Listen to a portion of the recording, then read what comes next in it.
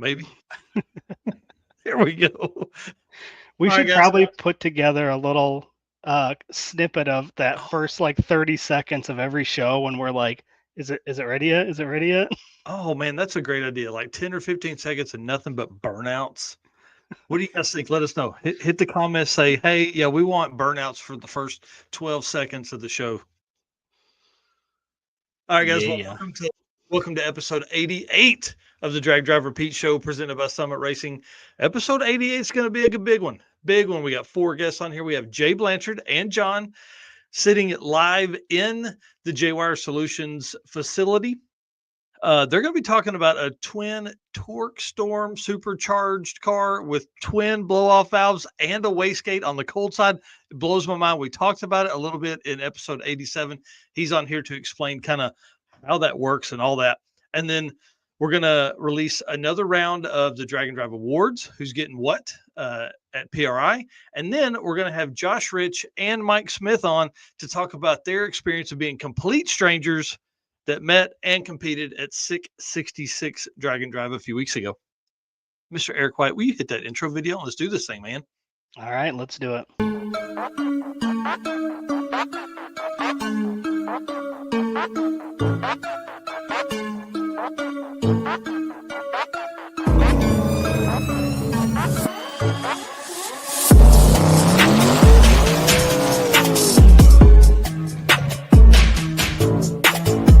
We're going to pack things up and hit the road and try to make it the next day.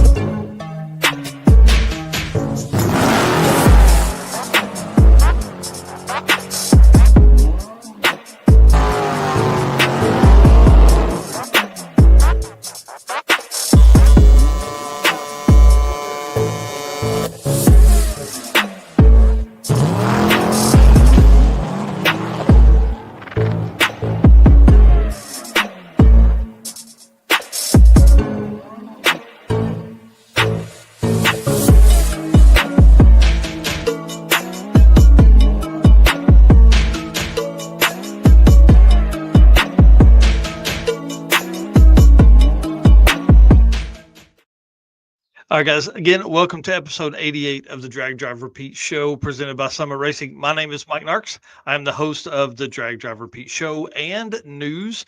Your 3 hours of news and entertainment from the Drag and Drive community every week, right here, wherever you're watching this. And my right-hand man, my co-host, Mr. Eric White, introduce yourself and tell them what you got going on, dude.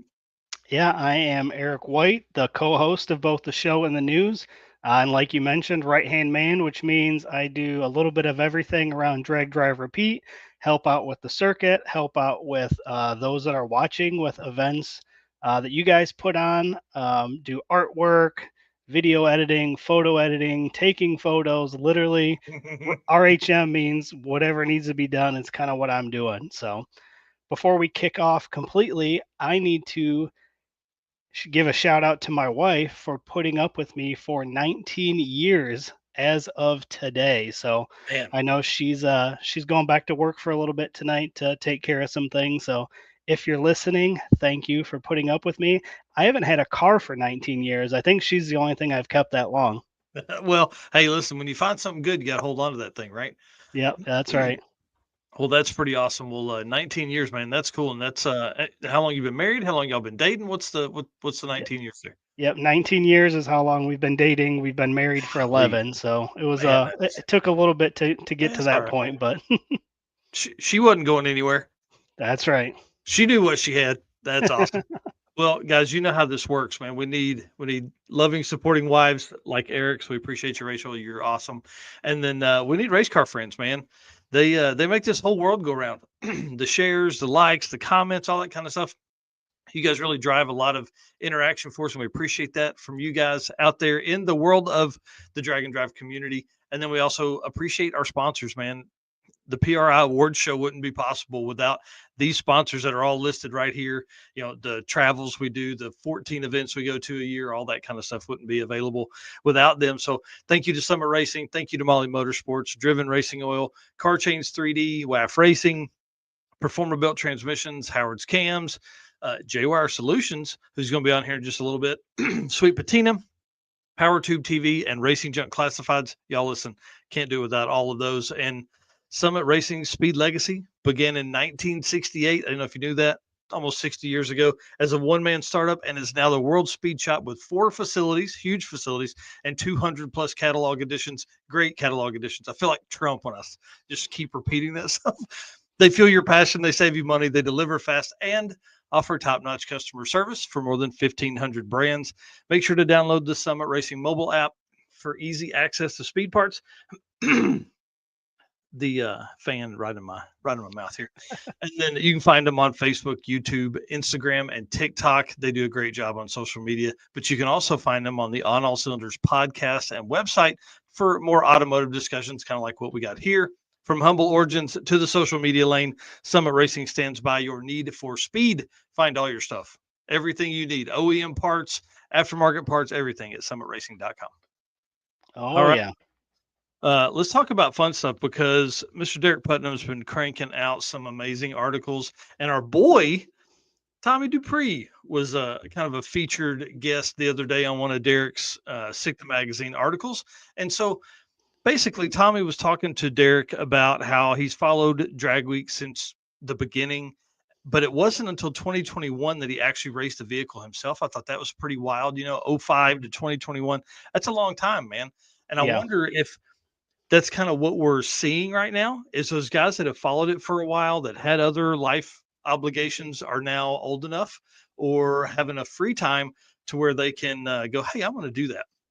I'm going to go out and race. So Tommy was one of the major driving forces for Summit to get involved in the drag and drive community. And ultimately, he puts a lot of the scheduling together of that big truck that's in the back of that shot right there to get to events. He told me one time they do 51 events a year. Yeah. Dude, there's only wild. 52 weekends. Right. So pretty wild logistics type job there to make sure that the truck is where it needs to be and all that kind of stuff. And then he was telling Derek in this article, it says, our only downfall is not enough time and staff to be everywhere. However, the drag and drive community has shown us how much they appreciate us, and we've helped out a lot of people at events. I know I've seen it firsthand. You've seen it firsthand. There's always a line at the Summit truck trying to get little parts and big parts. He said, because of that, we purchased a second coach to do parts and events. So that will give us a little more freedom to do more events. You hear that? More events. So next year we'll be able to do 6 Summer and a Rocky Mountain Race Week Mega Week. I'm so excited about that. He said, we enjoy being a part of the drag and drive community. And as enthusiasts, because they race also, we look forward to being part of as many events as possible in 2025. Dude, this is a big deal. Summit being at events is huge for everybody because not only do they have little small fuses or a small fuel pump or a big fuel pump. They carry all that kind of stuff.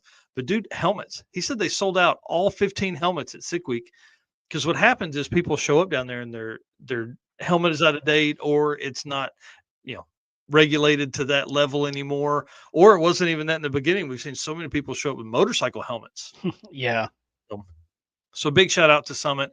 We love those guys. Jim is a great dude. Chris, the intern Chris, who's not an intern at all. He's a high up dude. He does really cool stuff, but he jumped in the car with us on Drag Week and drove and took photos and roller videos and all that kind of stuff. So big shout out to Chris and the whole team at Summit, Kevin, Alec, who do events, Jim and Tommy, all that stuff. They really help a ton. And them being at Mega Week is going to be great because it'll be one of the first times outside of Motion Raceworks that a company like that has been on site with a bunch of parts and products and all that kind of cool stuff. So I'm excited about that.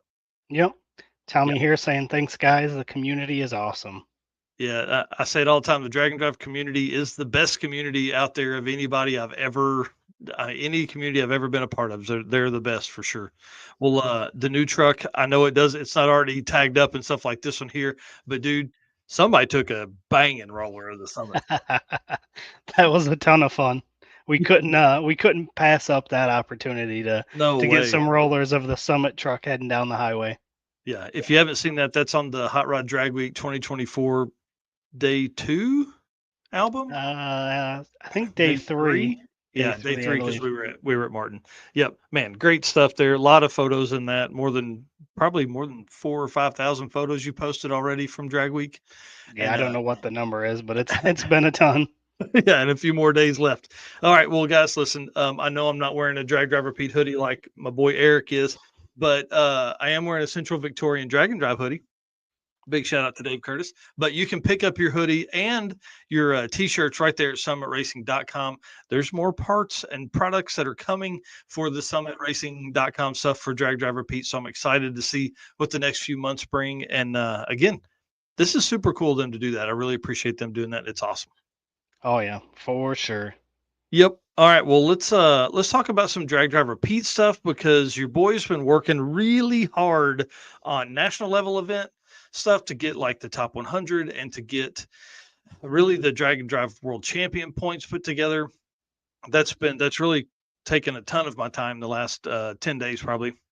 So I've been spending a lot of time on that. That will all be coming out as we get closer to PRI.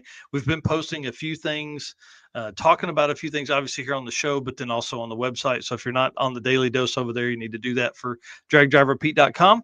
But I thought we would kind of go tonight, really kind of fun, just quickly, 2024 recap, talk about some national level events, and just kind of show people how much this community has grown just in the single year that we really kind of dove into this in 2023, hard and heavy, collecting everything.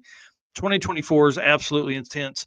10 cars in the sixes, crazy number in the quarter mile, and then that's up from 7 in 2023. So 150% basically increase in 6-second cars. Now, 2 of those 10, really 4 of those 10 are Bryant Goldstone. And then 2 more are Alex Taylor. So 6 of the 10 are 2 people. So congratulations to them. But more than 2,700 racers. And by my math, I don't have the Southeast Street Meet stuff, but we're looking at more than 2,300 unique racers, which means there's a ton of people. More than 100 racers have done 3 events or more. Yeah. That's without the data from Southeast Street Meet. So we may be looking at more. I know there were Jesse Fox said there were like 180 people that competed at Southeast Street Meet. So if just half of those were returning folks, I mean, you're looking, we could have 150 people that did 3 national events or more. That's a whole week off of work, dude. Right. A whole week each time. Crazy. And then Bryant Goldstone, 5 events for the year, national level events for the year. As of right now, again, I don't have the Street Meet stuff yet, but Dustin Cottle, Jay Grabiak, Mike Turner, and Randy Seward look like some of the ones that have done 4 events for 2024. It's crazy. Yeah, I love it. Yeah, I don't think we had that many people last year. No, I'll have to take a look and see the I'm adding all of the regional data that is in relation to how we track drag and drive events. So I'm adding all of that together now, and I'll have like a full comprehensive breakdown for when we get to PRI for numbers like that, because that's the big thing, right? So as racers, as people that are going out looking for sponsors, these are things you can tell them. So we'll put together like a full report that'll show how many cars, how many numbers, how many events, all that kind of stuff, how many tracks were visited. By my math, 97 tracks visited in 2024. Dude, drag and drive is helping save drag racing. I'm telling you. 97 tracks is crazy. Yep. It's pretty awesome. So again, lots of data to do. One thing that is a huge struggle that I run into is the hours and hours and hours. I probably have hundreds of hours, if not 1,000 hours, in just manipulating, moving stuff around, making sure that somebody doesn't put a whole bunch of merged cells randomly in there, and that screws me up. So there's a lot of time spent on that hopefully we can fix some of that, especially in smaller or regional events, because those guys typically, they don't know what to collect, right? They just don't know what to collect. So that's on us to help them figure out, one, how we need it to make it easier on us so we can get more data out. But then 2, how it makes it better for them and formulas and all that kind of stuff. So anyways, we're working on all that, and that'll come after PRI. But thought that was pretty awesome stuff. 100 racers, dude, more than 3. Like, That's 300 cars cruising around for more than a week, more than 3 weeks at a time on national level events. Yeah, that's pretty impressive. Yeah. Yeah. I can't wait to add in the regional stuff and the racers there and see, racers with 5 and 6. And like Dustin Cottle last year did 8 events. Yeah, he's crazy. All right. Well, let's talk about the circuit because obviously the regional event we host is a big deal to us. This is a picture from last year that I just laid the new logo over because I'm creating a new one because literally 3:00 today, great apparel printing and design. Karen and the team, if they're signed up to do the scavenger hunt again, they're going to be the scavenger hunt sponsors for this. This is awesome. They also do our shirts and things for the event, but this is really cool. So the scavenger hunt is back. And for folks that are outside of the circuit that don't know what the scavenger hunt is, it's exactly what it sounds like. We give you a list of like 80 to 90 items, and you've got to go find as many as you can.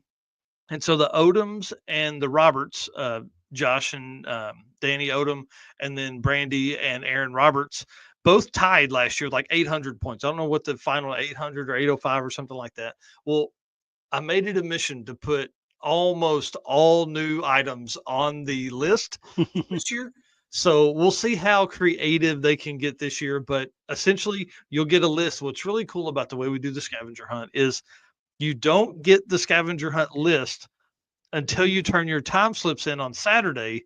And then you've got 130, 140 miles to collect as many points as possible by 7:00 because that's when we're going to do the awards at the racer party on Saturday night. So there's a lot of strategy that goes into that. Do you want to make your 2 passes on Saturday early, get your list early, and then go get your points? Or do you want to hang back and get your time because your time is more important to you? Your ET is more important to you, and then just rush through the thing. It's pretty cool. So we give 500 to the winner and 250 to the second place person.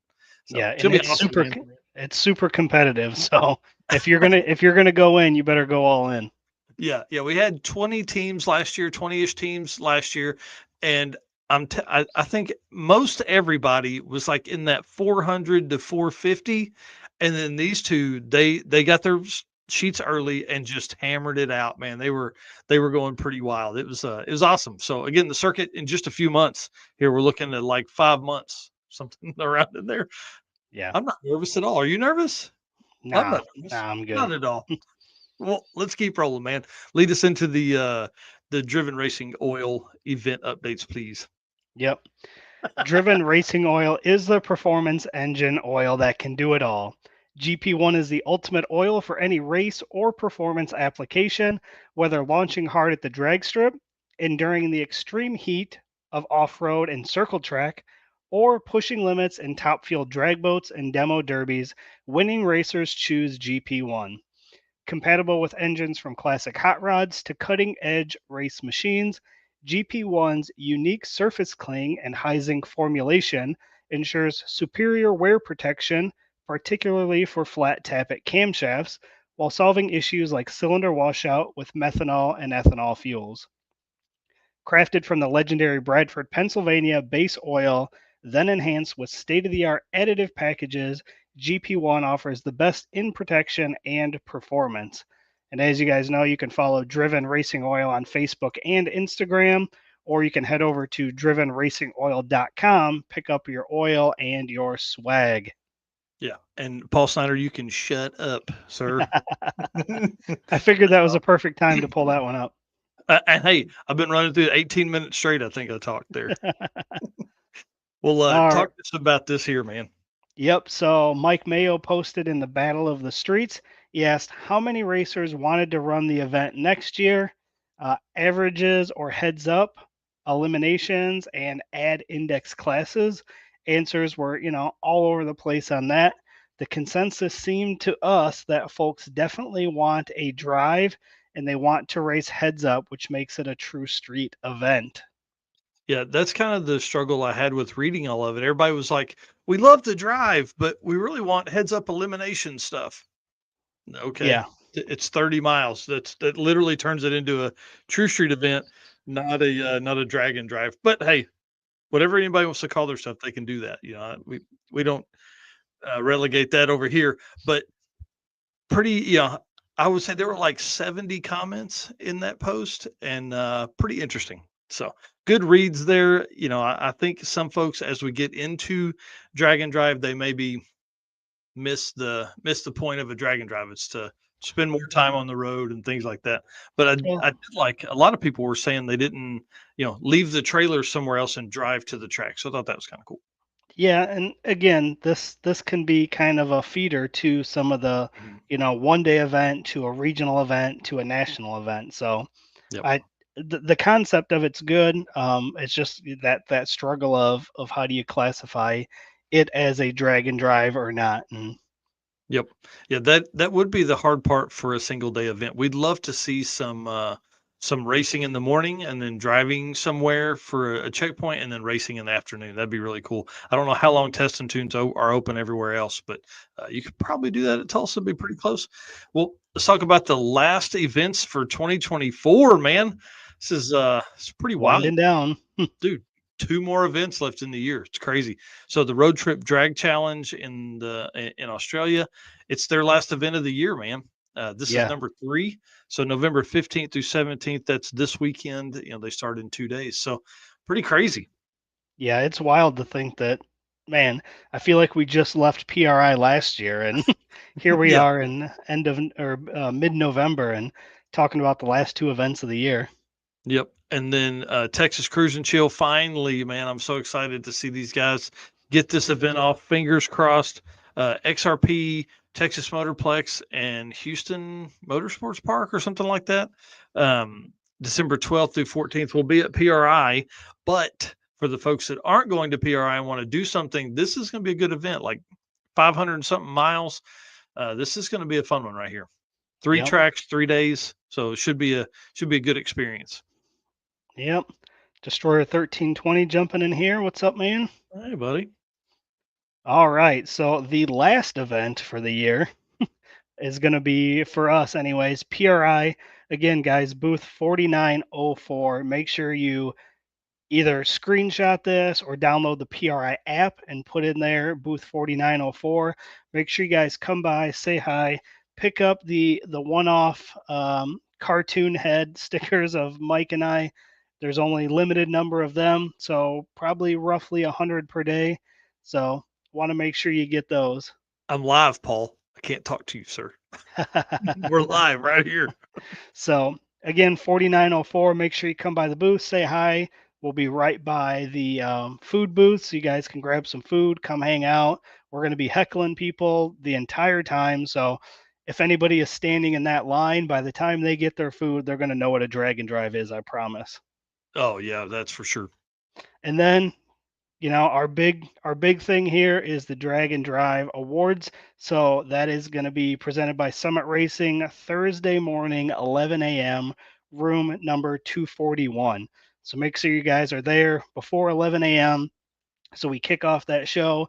And again, it's going to be an awesome hour-ish long of giving awards away. We are going to live stream it for those that aren't able to be there. But please, if you are at PRI and you're going to be there Thursday morning, please come by and hang out and watch the Drag and Drive Awards show put on by Summit Racing. Yeah, I'm pumped about this. We were talking right before the show, talking about the awards and the whole. Well, there's an award in there that we're conversating about, so it's going to be a great time. Let's talk about the first 3 events of 2025. Live calls during the show. Yeah, we're not taking calls during the show. Yeah, so Sick Week 2025 going to be January 27th through February 1st. This is going to be one of the first times we've seen like an event start on Monday, end on a Saturday. So this should be a good one right here.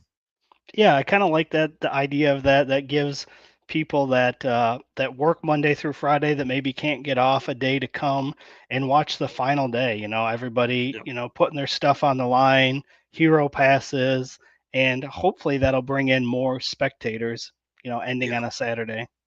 Yeah, that's for sure. And then Kakalaki Run is going to be in Darlington, March 24th through 29th. This is a brand new event for 2025, put on by longtime drag and drive racers. This is going to be, obviously, Darlington is in South Carolina. And so it's going to be around in that where I think you go to Virginia Motorsports Park. So it's a bit of a drive, but that part of the country is going to be gorgeous in March. This whole live calls thing's got me cracking up.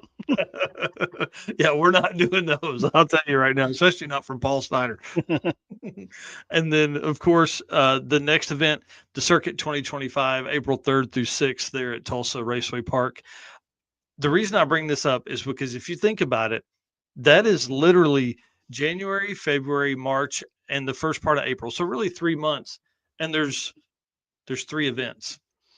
This is I know Sick Week is huge in the Southeast and in Georgia and Florida, but man, I'm telling you, there's a lot of opportunity there, I think, for some regional events to move into the earlier part of the year instead of us trying to stack so many events in September and October. This would be a good time for folks to begin looking at that. But it's probably too late now to really begin your promotion for an event that's going to be, in the Southeast in January, February, or March, something like that. So I want to put up a map again sometime before the first of the year starts, once we have a few more events that will show locations and times or dates on that, just simply so people can see who is what and where and all that. You can find the full list at dragdriverpete.com/event list. But to see it on a map, it kind of shows the gaping holes that we have in the community. A lot of times there's the Southwest gets no love. California gets they get like 2 events now, finally. And thanks to Big Sky Race Week, finally something up in Montana, but there's not much in the Northeast. There's not much in the Southeast once you get away from Sick Week before you start into, like Southeast Street needs the end of the year, and Kakalaki Run will kind of help with some of that as well. So we have huge Junes and huge Septembers. Yep. Spread some of this out just a little bit. I don't know. Is there anything in May? Is there anything in May? So, yeah, I'm sure there is, but yeah. So anyways, all right, well, cool. Well, that's some of the events. We gotta get rolling. I told Jay and John we'd be on by 30 after, and we're not there yet. Just getting close. 2 minutes. All right, you hitting this one? Yep. Says Carl be there. Yeah. Sorry about that. I was reading the yeah, we still need to get Burned Down and War Performance on board with an event in Southern California. Agreed. Well, Molly Motorsports here. Attention high performance enthusiasts and racers. Meet the Molly Motorsport Power Pack Kit, your ultimate solution for Power Pack performance. The Power Pack pistons are made from either 4032 aluminum alloy to allow for tighter cylinder to wall clearances and improved temperature stability, or 2618 alloy to allow for increased detonation resistance. What sets Molly apart? Forged pistons, graphol coating, and phosphate treatments for peak performance and durability. Elevate your ride with Molly Motorsport, where performance meets precision. You can visit mollymotorsport.com for more details. And for the podcast listeners and everybody else out there, Molly is spelled Mahle when you're doing that search. Yes, sir. All right. This was a super cool post by Anthony Harville. He said, "This is what racing and drag and drive is all about. Friends from across the country coming together and sharing stories around a circle. The circle just happens to have a fire. Everyone pulled into the last track after doing streetcar stuff while trying to kill their car at every track we drive to. Awesome drives and even better fellowship. I don't want this event to end, but absolutely can't wait until we meet at the next event." I mean, that really sums it up very well, which is why we're doing the camping deal at the circuit. Yep. Yeah, this is exactly what I envisioned for the camp counselor, Robert Voss out here. This is what I envision, is a group of people around a fire, hanging out, telling stories from the day or the week or life, whatever, and just having a good time before they go and crash out for the night. Yep, absolutely. All right, and one more thing here before we jump into Jay. We are going through and looking for someone to give the Molly Motorsports Toughest Roadside Repair Award to. So we're looking for nominees. We want to hear from you guys who you think had the toughest roadside repair in 2024. We have a form on the website and can't wait to hear who you guys are putting in for nominations. We'll be announcing the winners at the Drag and Drive Awards show presented by Summit Racing at PRI 2024. So Mike just dropped that link in the chat. So if you have somebody you want to nominate, click that link, send your nomination in, and we look forward to seeing who ends up taking this award this year. Yeah, we know we've had a bunch of nominations in the past, and I think Kyle from Miles of Mayhem won it last year. And so, yeah, you see the tailgate and the bed of this truck here. This is one of the nominations already. Is the guy that was with the deals. This was crazy right here. So, it's not based on vote numbers or quantity. It really comes down to we'll take all of the nominations and then we'll sift through them and look at all the stuff. So appreciate you guys putting that in there. When you can do that, dragdriverepeat.com/daily dose, and then go into the toughest roadside repair nomination. Should be the first article you're seeing right after this airs. All right, let's do this. Let's talk about JayWire Solutions, because they are expert car and marine wiring solutions you can trust. JayWire Solutions can wire and plumb your hot rod, your race car, or your drag and drive car. Plus, they offer products to make your driving experience better, like my favorite, the blinker module that is a must for all drag and drive cars. This module will allow your rear turn signals to continue to function while the brake pedal is applied, just like it would if it was stock. So that's what our boy Jay Blanchard at JayWire Solutions does. He's on tonight again to talk about this dual wastegate, or this wastegate / blow-off valve / twin supercharged deal that is way over my head. But the cool thing is he also has the car owner with him. So let's go ahead. We'll bring those guys on right now and let you guys introduce yourselves. You first? Not now? Yep, do it. You're on. Hi, my name is Jay from JayWire Solutions. I know we're going to talk quite a bit about the car behind me, new shop. We got a lot of stuff going on, but I'll let John introduce himself. So, my name is John Maher. Met Jay through a couple different races and with Brian, and ended up bringing this car out here to him to get some EFI stuff down on it, and rolled into a few more things along the way. He went to Sick Week in 2023, and he's like, this is really cool. I need to do this. Right. A little more time in the seat than just, going to the track and making passes. Absolutely. Well, again, it's what we talk about all the time. There's a lot of guys that will make this trip, will make more passes during a drag and drive than they will all year. Oh, yeah. Well, in building a car that's capable of putting more street miles on it and building the reliability in it. I mean, he was here last night working on some stuff, and he's like, I'm excited to just get in it and drive it next year. Right. And we'll talk more about the car. I mean, we're converting it from, a nitrous combination with race gas to E85. I mean, he was paying $25 a gallon for fuel, and now he's paying like $2.80 a gallne. I'm like, drive the heck out of it, man. Right. Yeah. Yeah, and pull into the pump and fill it up and all that kind of stuff. That's awesome. Mm-hmm. Well, I want to stay on Jay first. So, Jay, how's the new space? How much do you love it? A lot. So for anybody that follows my Facebook page, we moved October 1st into a space that's 4 times the size of where we were at. Last week we had 7 cars either in or on the property. Wow. So it's crazy. And so we have, like, to my left, I've got a car that's waiting on a connector and it will be done. And we have another truck over here. It's a Factory 5 35 Ford truck. We have John's car. I have a 63 Corvette on the other side of the wall that's been done for about a week and a half, waiting to go to Jordan Sontag's shop. I've got a Nova getting dropped off this weekend. That's a methanol turbo Nova. I know a thing or two about Novas, so that's kind of exciting. We've got some projects coming from out of Ohio, like a F3 Pro Charge, big block, small tire car. So we've got a lot of cool stuff coming down the pipeline, and online sales are increasing, so that's great. So it's exciting. Yeah. dude, that's awesome and well deserved, man. You've worked your butt off for a long time. Mm-hmm. So what are some things people should be looking at for their winter upgrades? Like the narrow-minded me says, like, go to my website and buy everything you can. But no, what we've been trying to do is we've tried to like tap into some niche things that, I mean, wiring scares people. My friend Andrew Barrett is like, that would be great. I'm like, you really think that would sell? And he's like, wiring scares people, you know? So you guys have mentioned the blinker priority module a lot. So that's been moving fairly decent as of late. And it's a great option because it adds a horn button. It gets your blinkers working the way they're supposed to. I have yet to do a video about it, but I probably should.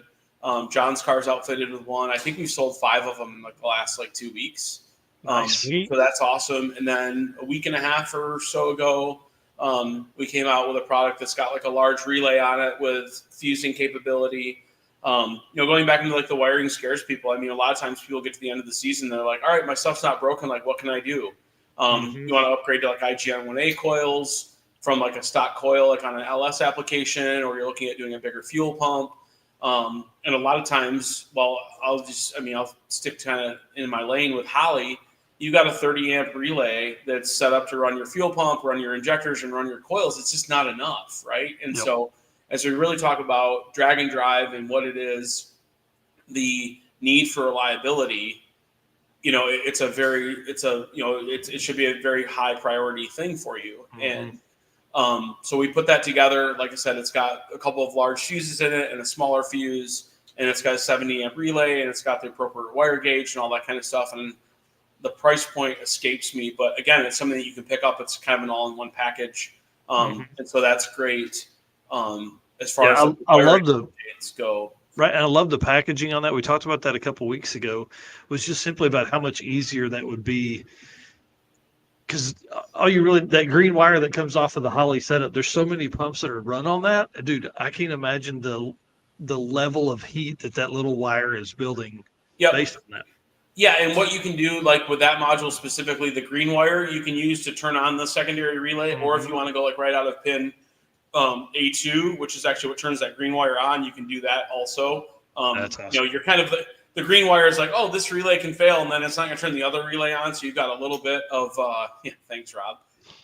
You've got a little bit of like redundancy from a failure perspective, but the same deal is like, I mean, I go back to like, and maybe it doesn't scare me because I do it every day, but like wiring scares people. And so if we can come up with solutions that, help people out, then that's great. We have like a wiring adapter harness that Holly doesn't make. So if you're looking at like an FID 2200 injector that's based on like the Denso package, then like nobody has like, I shouldn't say nobody, like there's companies out there that make a harness for that's like a direct plug-in. We've got them on our website too. Again, that's like an off-season upgrade. Someone might be looking at going from like 160 pound an hour injector to like that 210 or 220 pound an hour injector. Those are all upgrades. It's all building in reliability in your system. You might be switching from from gas to E85, and then you need that additional injector. And it's something that we have a solution for. Imagine that. Right. That's dude, that's awesome. All right, John, enough of Jay's over our head stuff and scaring people with wiring. Tell us about this car, man. It's I bought this car back in 2012, I think, and it started its life out when I bought it. It was like a bracket car down in Virginia somewhere. That's what I was told. Put a big block Chevy in it with nitrous, and the goal was to run 850s.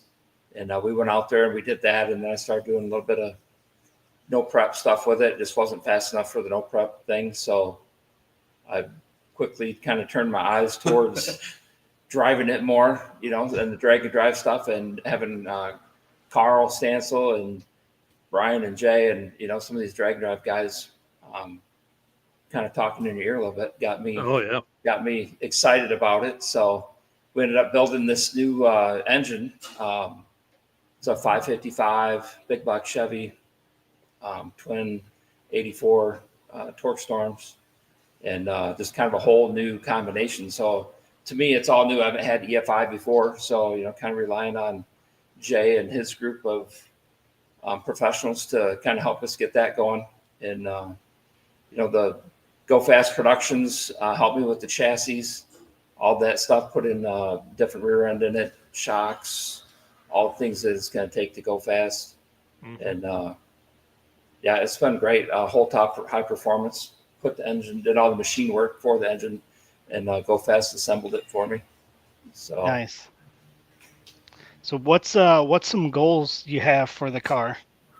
I think my one goal is to complete a drag and drive, but something I can drive. I think we're going to be competing in the 850 class somewhere. I think that the potential to go faster is there. I think the horsepower goals are going to be somewhere north of 1500. I think we can make it maybe a little bit farther than that, but I don't want to promise anything and get my hopes up. But we're thinking we could make it. I was going to say you're sitting next to one of the best. So I would say 850 be easy for that dude. Yeah. I've been studying these guys for the last couple of years. So. He's gonna come out and put us to shame or something like that. And then Brian's gonna start looking at me with pointing a finger at me like, what the heck? Yeah, just tell him. Yeah. Just tell him you got an open bay. You'll get him in. He'll just tell me to drive to his house. That's generally how it happens. But. Yeah.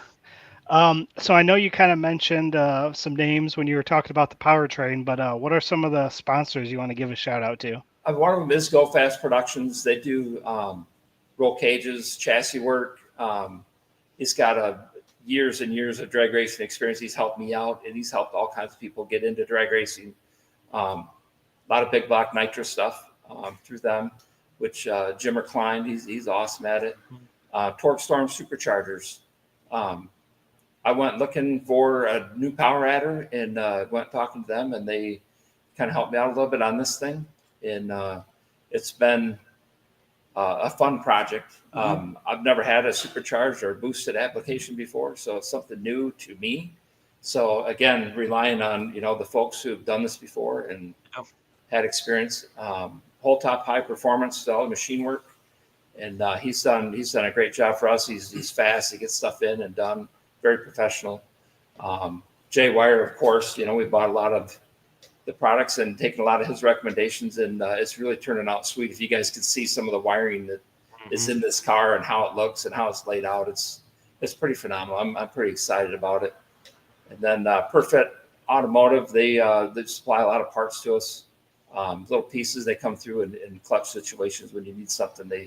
They seem to have it. So that's awesome. And what's awesome about this contingent is like they're all Grand Rapids based, yes. West Michigan based people. Oh, and cool. So to me it's really awesome because like I feel like we have this little like cradle of performance.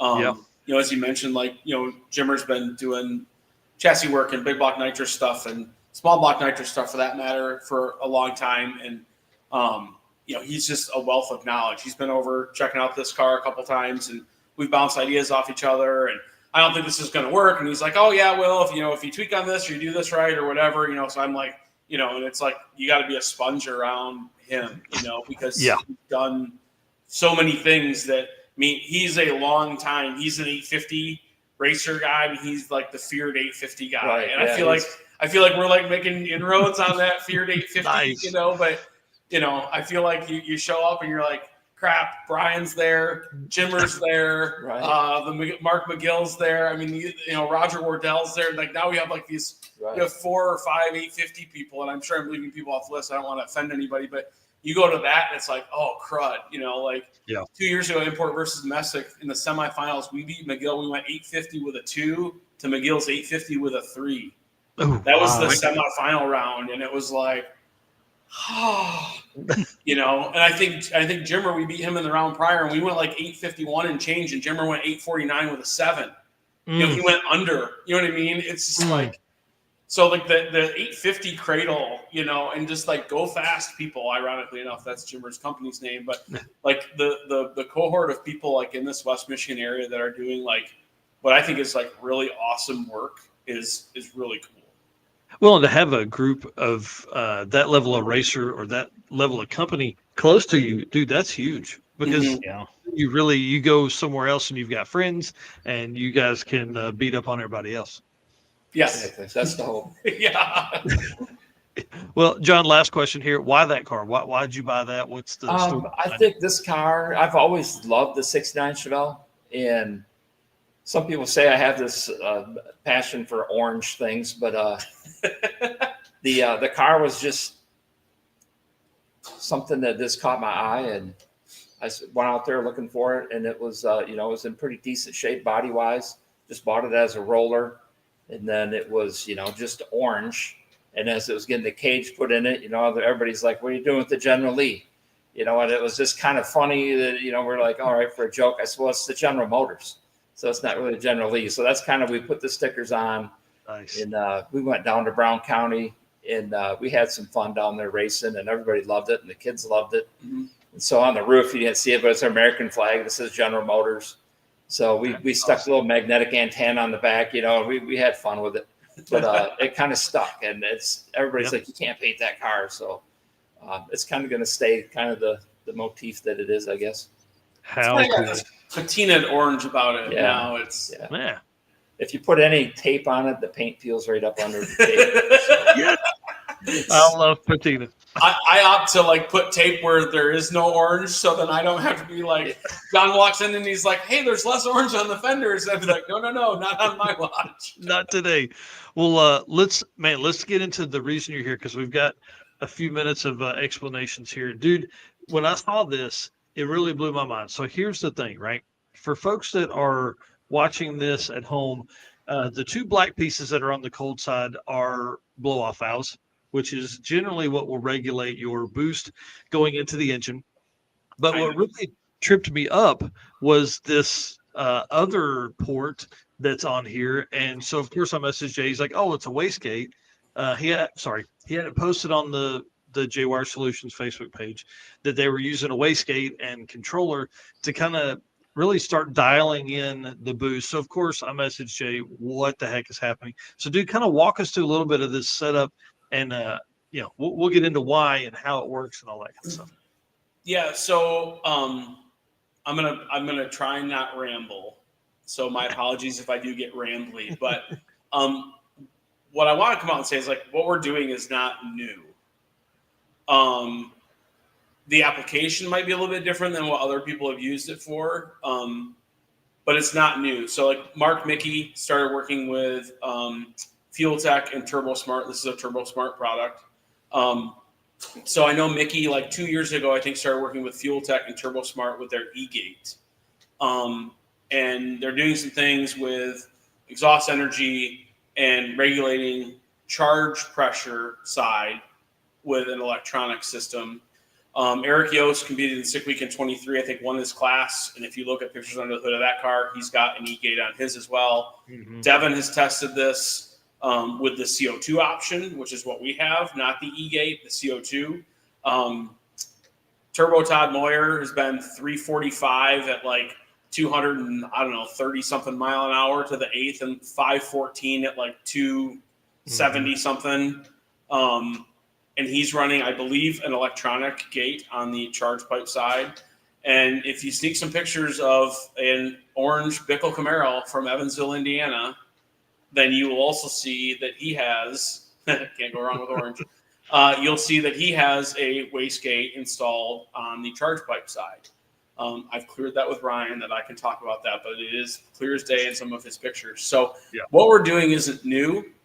Maybe the application is a little bit different because we're working in a supercharged application, and everybody else has been working in a turbocharged application.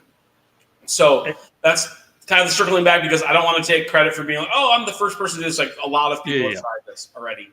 I just think that we have an opportunity to add a piece of tuning into this vehicle with this. And so I don't know if you want to ask me a question, Mike, or if you want me to kind of keep rambling. But so real quick. So a lot of times when they use the e-gate, there's no wastegate on the exhaust side, right? Is that right, which is kind of what we have. We have no wastegate on the exhaust side because we just have exhaust, right? We have belt-driven superchargers that are going to make a boost at an RPM, much like a turbo application is going to do with no wastegate on the exhaust side. It's going to make a boost at an RPM. And so, again, just like you're saying, I mean, we've seen this before, and I understand it. I understood it from that side, but this caught me off guard simply because there are also blow-off valves that you typically see with that, and that's kind of where our conversation really started from there. Yeah, so the blow-off valve is a protecting device for the throttle blade. Like when you close the throttle blade, you create vacuum on the backside as the engine is trying to suck through the throttle blade, and you have a surplus of boost on the front side. And so what it's going to do is it's going to pop the blow-off valves open. So the blow-off valve is still there as a protection device.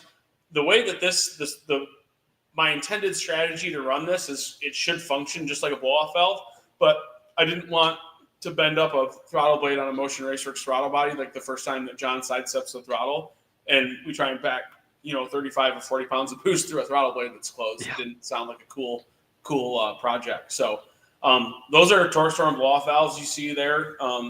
That's provided with their kit.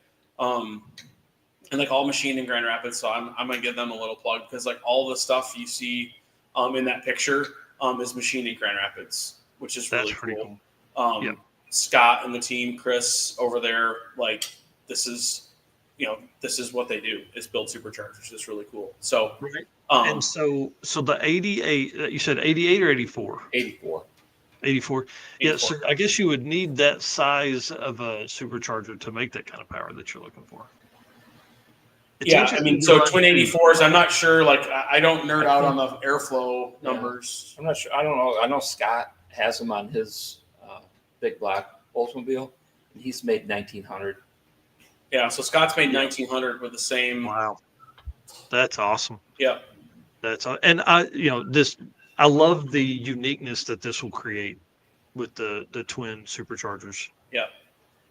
So anyway, sorry, go ahead. You were talking about the blow-off valves and wastegates and so the blow-off valves are going to do their job to protect the throttle blade and all that type of stuff. But really, like what's going to happen is, and I think I don't necessarily know the exact numbers, but if we want to leave with this car, say at 4,000 RPM, well, at 4,000 RPM, a certain amount of boost is going to be made, thus a certain amount of horsepower is going to be made. Well, so this device, this is the blow-off valve. I've taken it off this is the wastegate that I've taken off the car. This is a butterfly actuated valve. So like a traditional wastegate, like it acts like a valve, like an engine valve, where you have once it's open, you open beyond a certain level and you have like 100% flow. Well, by having a blade style in here, you get to the point where, and TurboSmart has the documentation. I should have like a little cheat sheet over here or something like that. But this stays within like 10% of linearity. So when you like crack this open 10%, it might flow like 8% through like the orifice size. Mm-hmm. You go to like 15%, and it might go to 16%. You go to 25, it might be like 28. I believe like once you get past like about 90, it's going to flow pretty much all of the air through it that it would, but it stays very linear through the whole range. So now if we want to leave on 4,000 RPM and we want to leave on like 3 pounds of boost, like this is a controlled leak is what this is. Okay. And then I can change my controlled leak at any rate of ramp I want to based on trans brake release. Oh. So, yeah. Well, and in the conversation, like the phone call you and I had was essentially like, obviously the blow-off valves would do this to a degree, but they're not able to be manipulated that minute of a number, right? So like, these particular blow-off valves don't have like a pressure port on the bottom side, so we couldn't control them to like per se open them. Right. Like I know JGS has a piston style gate, and I believe that there's some gates that TurboSport also makes. But again, that piston style, like you just don't have the linearity that you need. Mm-hmm. It's either like I'm venting or I'm not. Wow. And there's like this like window in between there where it's like, oh, this worked. It's like a narrowband O2 sensor. Yeah. Right. It works for this little bit of range, and that's a crappy little bit of range for it to work. Well, and for a car that's going to be consistent, like, I mean, to run 850s, obviously, and in any kind of drag and drive class, you got to be right. But at the same time, like to create that consistency as you go to other events and other classes and things like that, you're not going to run it all out at all 15 or 1800 horsepower every time. So you need the other option to control. Sorry to cut you off, Mike. The other option to control horsepower is to take timing out of it.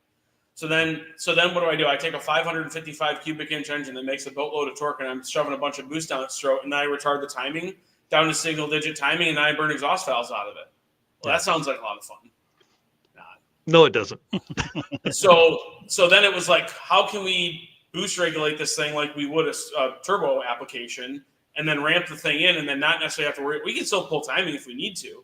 If we need like a very finite or something like that for an area like where the car wants to go into a wheelie, or we've got traction issues or something like that. But like beyond that, it's like, let's regulate the boost pressure and then keep the exhaust valves in the thing, right? And then let's drive the reliability of the combination up by doing that. Yeah, that makes a lot of sense. And Yeah, that's why I'm I'm here and explaining that. You know what I mean? Like, yeah, I dig it, man. That's why you're smarter than me, and I appreciate you explaining all that. All right. So John, what's up next for the car? Up next for the car, I think, is just getting it on the road. I'll probably have it at Drop the Hammer in the spring. Last year I was at Drop the Hammer as the announcer. Nice. So it was a good time. We had fun, and I think, I'd like to bring the car to that. Carl still wants me to announce. I said, we'll see. But, I think we'll just get out there and try to complete a drag and drive and just, feel the car out. There's a lot of testing. I'd like to do some of the SICK events, probably do SICK Week next year. Nice. Maybe not in January coming up in 25, but in 26. Yeah. But I'll try to do some local events. There's quite a few happening. SICK Michigan Miles is happening. I might see about jumping in on that. All kind of close to home. So if there is issues, we can have somebody help. Shop and, yeah. Yeah, we joked. I mean, a couple, just share a couple more things about the car. And John, I was very humbled yesterday. John and I talked till 6 o'clock in the shop last night, and he's like, I'm taking guidance from you. You've done a lot of events. These are the types of cars you build and stuff like that. And so I was very adamant about putting a monster radiator in this thing. So there's a company that John works with out of Grand Rapids. It's a DNB heat transfer. Yeah. So they build a custom radiator for John's car. So the core itself is 32 inches wide, and we put dual Chevy Silverado fans on it. They're PWM modulated fans. And so the intent is if I want to cool this thing down to 150 degrees on a 95 degree day, I want the ability to do that. John wants the ability to be able to do that. And I put a joke out, kind of a haha meme or something a year and a half ago. And it was JayWire Solutions is putting ignition switches back in cars since 2022. And so John was a switch panel, ignition, start, arm nitrous, bottle heater, turn the water pump on, turn the fan on. And I'm proud to say John has a key in the dash again. And there's a box under the dash that's going to do all the thinking for him. So he literally can crack the CO2 bottle, and he can mat the gas and go run the thing down the track or around town with the better fuel economy and the fuel prices and all that kind of stuff. Yeah. I mean, drive it to work. Enjoy the hell out of it. That's the whole goal for me with this stuff is seeing happy customers that know they've got a turnkey car sitting in the driveway that they can go fire up and, drive around the block or, take the kids out for ice cream or whatever they want to do with it, or go beat up on their friends on the street or whatever it might be. But so we put a really big radiator in this. They, D&B took care of us on that. It's got big fans. We've done a lot of things to try and, error-proof and overbuild. Again, with this, completing is not going to be the problem. Yeah. Is the goal, of course. So that is super cool. Well, I'm excited to see the car out and about. Drop the Hammer is definitely one of our short list events for 2025, just because we haven't been there, and I think it would be awesome to do that event. And I love Carl; he's a great dude. Yep. So, all right. We appreciate you coming on. 30 minutes isn't long enough. I realize that, and I just want to say thanks for hanging out and running through that so quickly. You guys will be back on again. I want to have more conversations once the car gets on the street, and you guys kind of start working through some stuff and figuring all that out. I'd love to have you back. Yeah, awesome.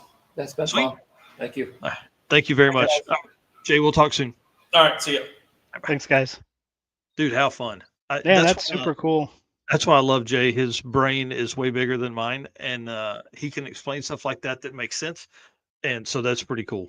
Yeah, it's super cool. I like the twin torque storms. I've never seen anything like that, but Yeah. I think that's pretty cool.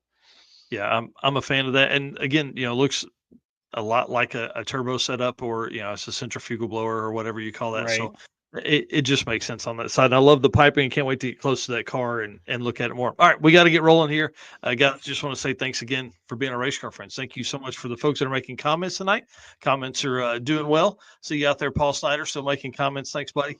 And then for everybody else that shares and likes and all that kind of stuff, y'all, we appreciate you so much for doing all that you do for us. And thanks to our sponsors, Summit Racing, Molly Motorsports, Driven Racing Oil, Car Change 3D, WAF Racing, who's going to be at PRI with us in our booth, Performer Built Transmissions, JayWire Solutions, Howard's Cam, Sweet Patina, Power Tube TV, and Racing Junk Classifieds. Y'all, big time thanks to everybody that's out there. And then the gentleman's agreement is simply this. We work hard. We do love doing this, but it takes a ton of time and a ton of effort. And we would appreciate it if you guys would hit the subscribe or follow button wherever you're watching this at. Please do that for us. That's the gentleman's agreement. It's easy. We can't make sure you do it, but hey, listen, if we're going to do this, you do that, everything will be great in the world. Right? And then Power Tube TV, y'all rev up your engines with Power Tube TV, the ultimate destination for automotive entertainment. Stream it for free on the web or on your Roku or on mobile apps and anywhere else you can watch a screen. You can find PowerTube TV. Catch replays of our show and exclusive content from us and other top creators. They also have a ton of classics like Pinks and Pastime, which is coming back in 2025, plus a ton of original new shows. PowerTube TV isn't just a platform, it's a community. Join the content creator development program, which is what we're in with them, and be a part of something special. Find more at watchpttv.com. Say that 4 times fast. That's a tough one. Yeah, that's for sure. All right. And then WAF Racing is a collective of engineers, racers, and hot rod enthusiasts who have come together in one place to create custom parts, tools, and electrical gadgets. With passions for racing, hot rodding cars and bikes, both classics and new, you just never know what they might be working on. Check them out at waf-racing.com, and then check them out on social media, again, WAF Racing. So they are coming to PRI, and they're going to set up and show off some of the new products in our booth. Yeah, I'm pumped about having Chris at PRI with us. Yep. It's going to be really awesome. Yep. And then Rovik said here, Bill at BTR Performance has got the new block set up, and the machine work has started on the new power plant for the 67 Olds. Great things to follow. Parts are all in. Bryant Billet crank, comp cams, hydraulic roller, BAM lifters, Edelbrock BTR max effort ported heads, Victor intake modified by Brett Miller, custom Moroso pan, CP pistons, modified scat rods, T&D valve train, Innovators West balancer. The stump puller is going to be an awesome drag and drive motor. I can't wait. Yeah, this new motor for Robic is going to be bad to the bone. Like, Yeah, this dude's run 9s with a motor that he has said is, it's got a lot of beating on it, a lot of high RPM burnouts. I see he's in here in the comments saying, "Oh yeah, Olds power." That is for sure. It's a heavy car. It's a cool car. It's a cool dude. I'm a huge fan of this, and he's a big part of all the stuff that goes on at WAF Racing with all of their, products that they build for kind of. I'm not going to say they're solely carburetor guys, but they really lean into a lot of that with their carb tools and spark plug stuff, spark plug collectors, all that kind of stuff that they've got for all of that. And of course, Chris is not just a sponsor of our channel. He's also a drag and drive racer as well. So he's done Sick Week and Death Week and 666 and all that kind of stuff. So big time fans of those guys over there. And this for Rovic is going to be freaking awesome. And if you thought it was good burnouts before, just wait till this son of a bitch gets out there now. Yeah. It's gonna be crazy. Yep. The stump puller. Yeah, that is for sure. So again, he moved up from 10s or from 12s to 10s into the 9s with a little bit of nitrous.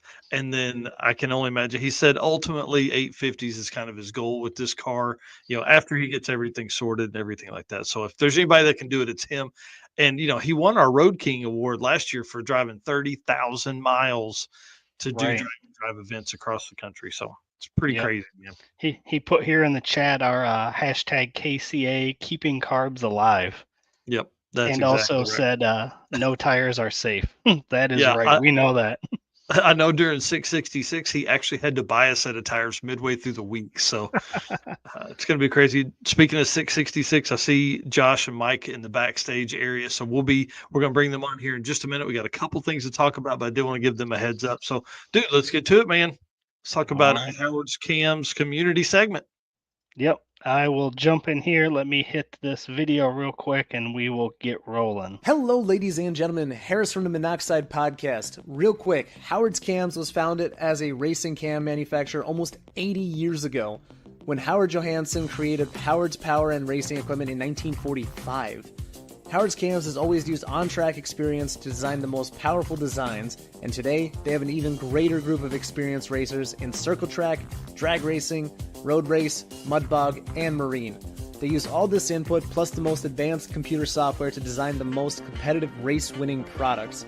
From pioneers in drag racing and oval track to cutting-edge marine development, Howard's Cams is at the forefront of the industry. So make sure to reach out to our friend Luke B for your next valve train upgrade. And I want to give a shout out to Harris at Monoxide for doing the voice over there. Great dude. Love that guy. But he just crossed 30,000 subscribers.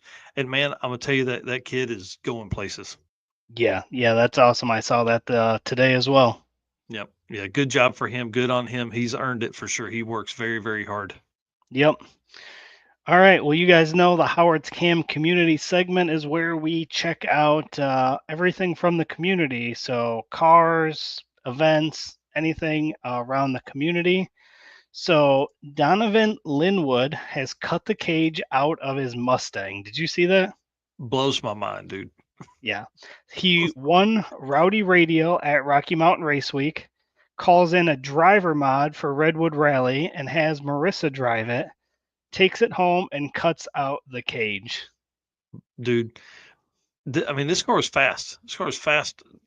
Like real fast. It won Rowdy Radial in Rocky Mountain. Like this is a 5-second 1/8 mile, 8-second quarter-mile car. And so there's obviously a lot of conversations going on in the comments of this thing. And dude, I don't know if he's going 750 cage. He made a joke about going bracket racing. So is he pulling the cage out to go 1150s? Who knows? I don't know. This is pretty cool. I can't wait to see the build of this. But Matt Moore in that comments did say, that's a lie. I did see the order come through. Order. Yeah. I saw that too. Yeah, I thought that was pretty wild. So congratulations to Donovan. This is a big deal, man. This is, that next step in building the car to go even faster. Oh, yeah. Yep. And then Matt Frost, you guys will maybe remember a couple months ago, I think we talked about this, that he is looking at, since they're doing Mega Week, which is the 600 car craziest drag and drive to ever be hosted in the history of ever. And so he's not going to have anything to do in September.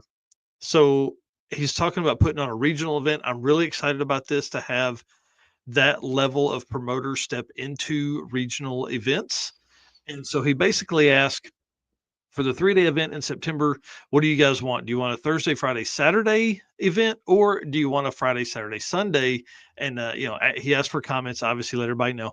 But at what he had it posted 7 hours. He had 70 comments. I think there were 40 comments in the first 2 hours of this thing going up. It was pretty wild. So it looks to me at this point, whenever I pulled this screenshot, 27 of 45 answers, 45, like I said, were pushing towards Friday to Sunday. But as folks, you think about it, if you do Thursday to Saturday, that gives you Sunday to get home. But now you've got to almost be off work Wednesday to make the trip. Right. So you're off Wednesday, Thursday, Friday, instead of maybe like Thursday, Friday of the week, but then you're dragging total ass when you get to work on Monday after racing and doing your stuff on Sunday. So yeah, that's all right. Well, if he's already got Rocky Mountain Mega Week, are we going to have Rocky Mountain Mini Week? Oh, dude, that's a heck of a name. I'm just saying. That's a heck of a name. Just Somebody saying. tag Matt Frosting and tell him that right now. Yeah. Mini week. I think that would be awesome. Yeah. Rocky Mountain Race Week, Mini Week. And the biggest thing with this is he's wanting to get back into Colorado with it. So I think that's a big plus. And, Vandermeer, I mean, dude, they're talking about if they get this deal closed at Vandermeer, could this be one of the first events? I know it wouldn't have the full facilities, but, build the track first and then let these guys race down it, do Vandermeer and Pueblo for a 3-day event. That'd be kind of awesome. Yeah. Yeah. And I mean, September in Colorado is going to be, that's going to be gorgeous. nice. It was gorgeous in 23 for the last race week at Vandermeer. Man, it was amazing. It was beautiful. The weather was great. The scenery was beautiful. All the kind of stuff. Rocky Mountain Weekend. That's another good name. Not bad. Yeah. I do like Mini Week coming off the Mega Week. I think that would work well too. Thanks for that there, Ed Hohenberg. All right. Well, guys, let's talk to these dudes that are some of the craziest guys that are out there. This is one of the funnest things to do with Drag and Drive is to be a complete stranger and go spend a week with somebody in one of the most stressful environments that you can possibly have, which is a Drag and Drive in a fast car. So we have Josh Rich and Mike Smith on tonight. And just for a little bit of backstory, Mike made a post leading up to 666 asking, hey, I don't have a pilot. I would love to be somebody's co-pilot. If my car's not done, can I jump in with somebody? And Josh volunteered his passenger seat in his Colorado. So we're going to talk through that with these guys tonight and kind of see how did that work out? Because I'll tell you, before I bring them on, Dustin Prince and I did this, and it was amazing. It was a lot of fun. We did it the first year. We didn't really know each other. Second year, and I'll tell the story later, but the second year we had an even greater time. So let's bring these guys on. They're obviously separate. So not like Jay and John. So the easiest way to do this is for when we ask like kind of a both question is for Josh to answer first, who's down there in that corner, and then Mike you answer. That's probably the easiest way to do that if that's cool for everybody. So please introduce yourself, tell everybody what's up. Yeah. So can you guys hear me all right? Yep. Awesome. My name's Josh Rich. Here in central Kansas.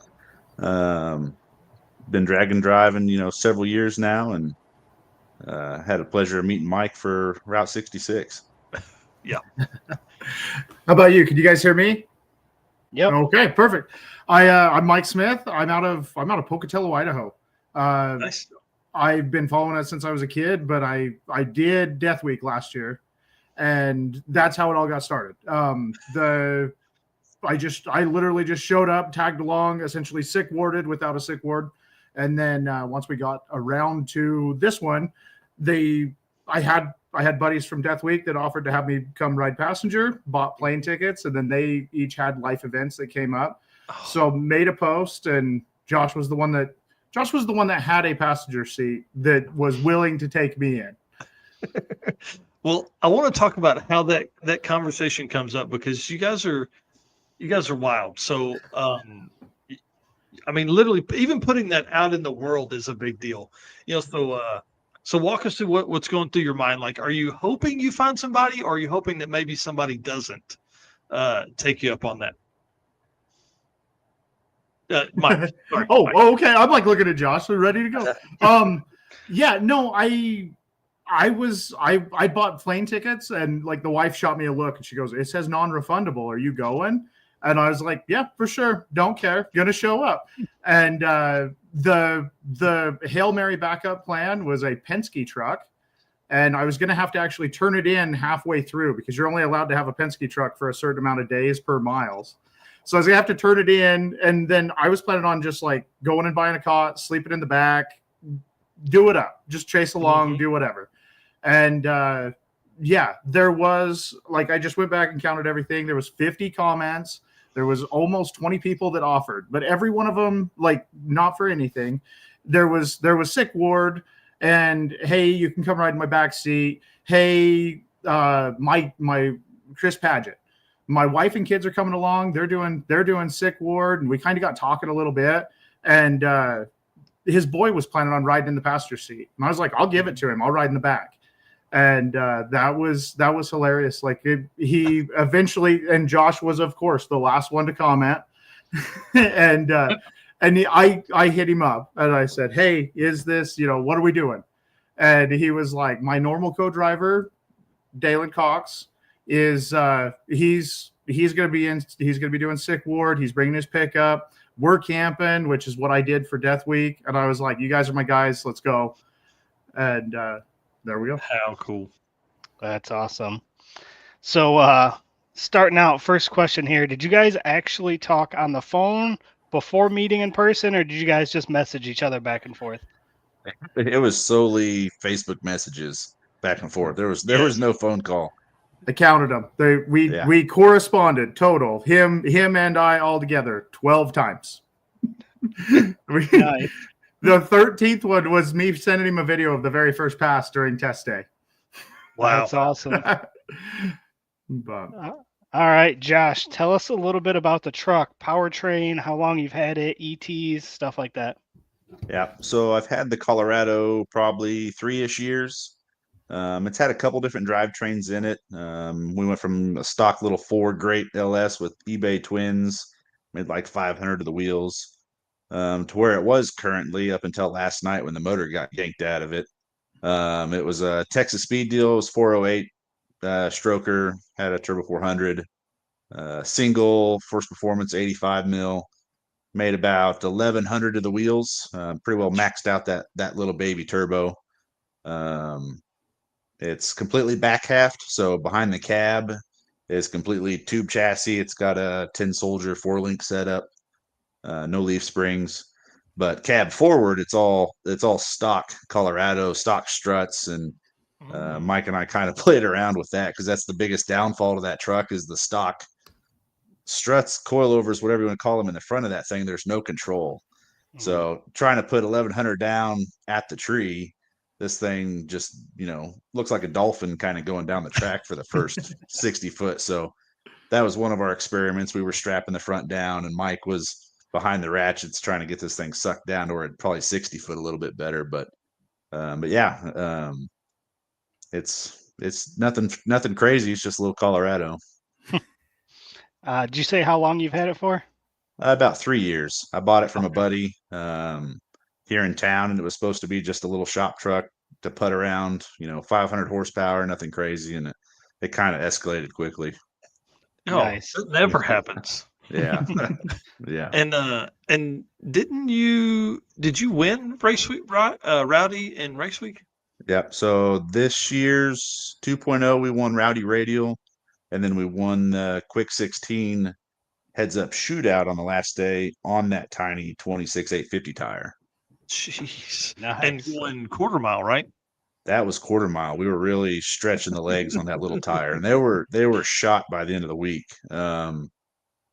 Probably should have just stayed on the trailer and called it a day other than competing that 16, but it was a blast. It was fun. Yeah, you can't give that up, dude. That's pretty awesome. Yeah. That's awesome. What kind of ETs is it running? Mid to low 8s, and then mid 5s in the 8th. Man, Nice. that gets down. Yeah. Yeah, it works pretty well. Awesome. All right, Mike, tell us a little bit about your automotive history and your own project car. yeah, no, I'm just a car kid. I genuinely I actually had to go back and think about it. My grandma's co-worker's husband had a Hot Rod magazine subscription, handed down. I remember reading the very first one about this drag week thing. And I was like, oh my God, Dad, we got to go do this. And whatever. We never did build a car. We're not going to travel to the East Coast to do it.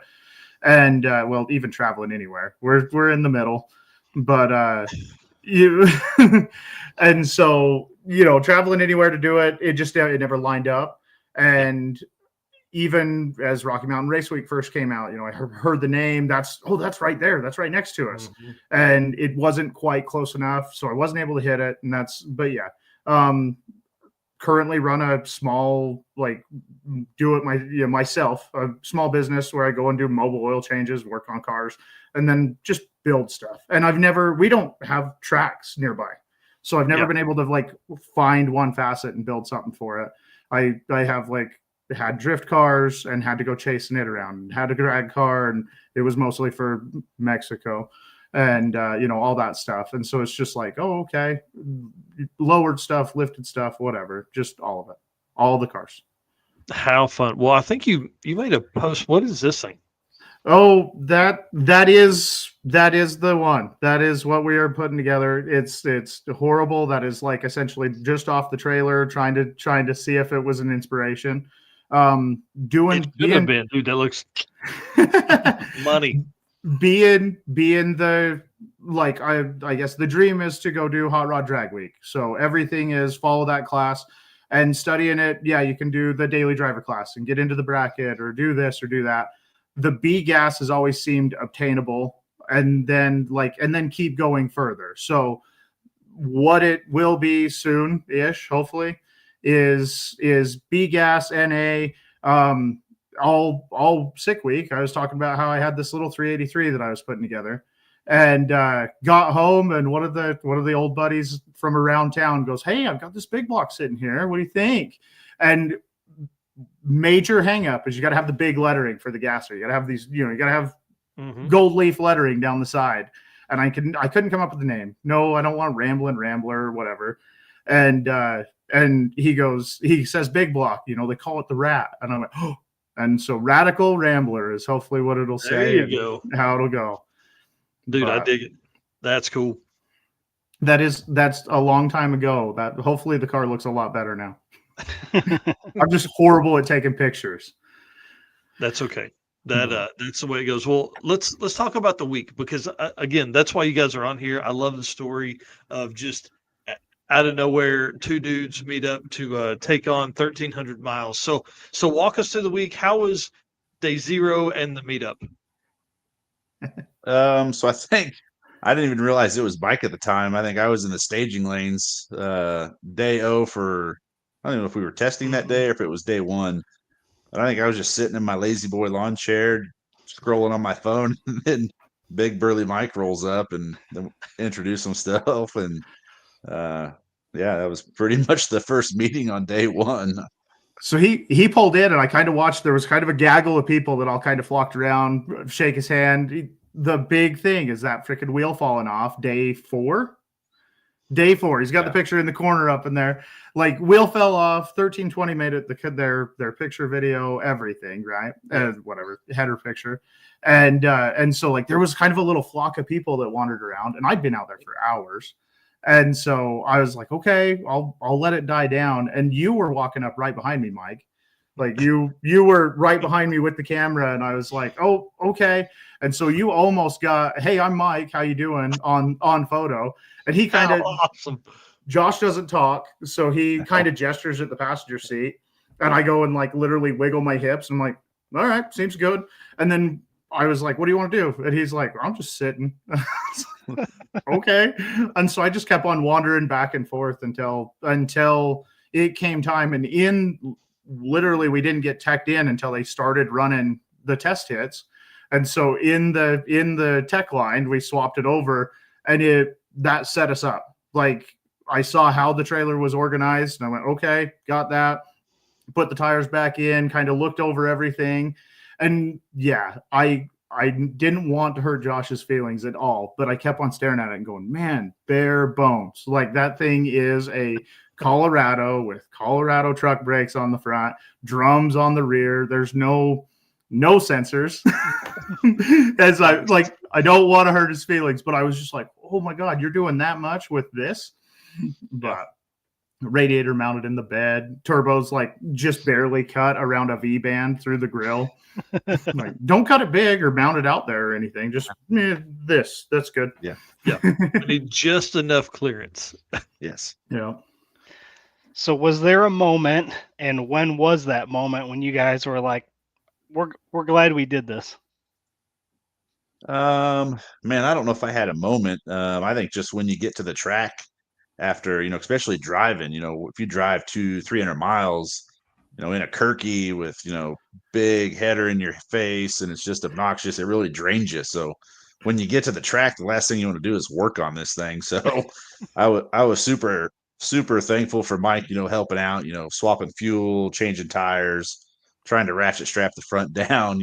I was super thankful. I don't even know what day that was. It was probably day 1 or 2 for sure. Yeah. No, there's 2. The like, make sure he's your people is we pulled up to Mocan and they were doing a test and tune night. And we kind of chuckled back and forth. And I was like, you gonna hit it? Like, we want to go test this theory of the ratchet straps or what? And I knew that I was egging it on. But he's just like, yeah. He was like, well, we'll see how much the tech card is. Well, however much it is, add $10. Like, however much you're willing to pay, add $10. I'll pitch in. And then it ended up being $15. We're both like, yep, for sure. Here we go. Yeah. And so we swapped over the night before, set up down Dalen's setting up all the tent and getting everything like all ready over there. And me and him went and made, what do you think, 6-8 hits? Like, it was lot. It was a lot of extra wear and tear. And that was like, oh, he's in it. And I like kind of had a little tab open for where the next U-Pole junkyard was the whole time, just in case something went rogue.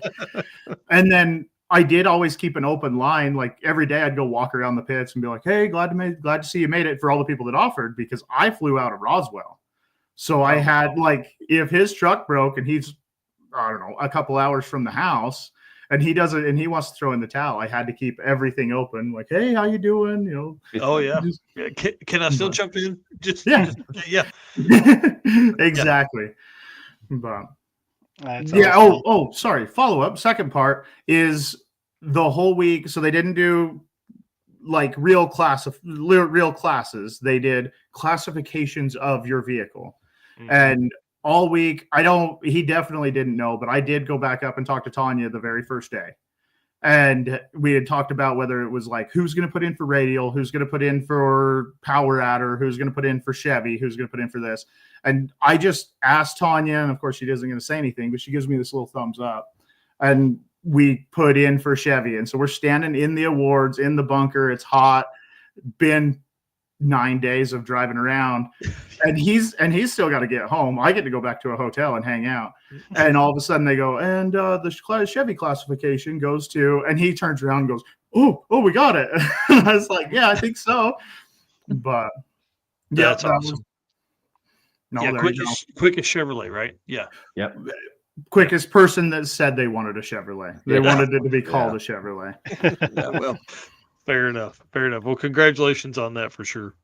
Yeah. So on the flip side of that question, was there a time, and if there was, when was that, when you guys regretted the decision? Was there ever a moment you're like, man, this wasn't a good idea?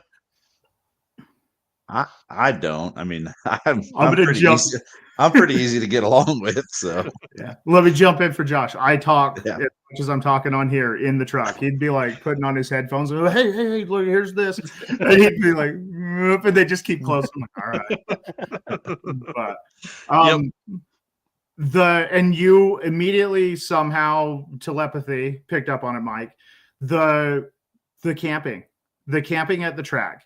So Death Week, I was going and camping in the host hotel parking lot. I called myself security guard, just set up. Oh, nice. I have a rooftop tent on the back of the truck. So I was like, oh, okay, here we go. And like, while that was weird, like, sleeping in, I'm trying to remember. We stayed at the New Orleans in Vegas, and they had this little coned off area, but it's Vegas. So it's not the cleanest place ever. And I've just got the tent set up inside of in a parking garage. But that's awesome. Yeah. But that was, you immediately picked up on it. The being at the track, the night that we were in Tulsa or whichever, like these guys are turning in. It's like barely dusk. And I'm like, oh, okay.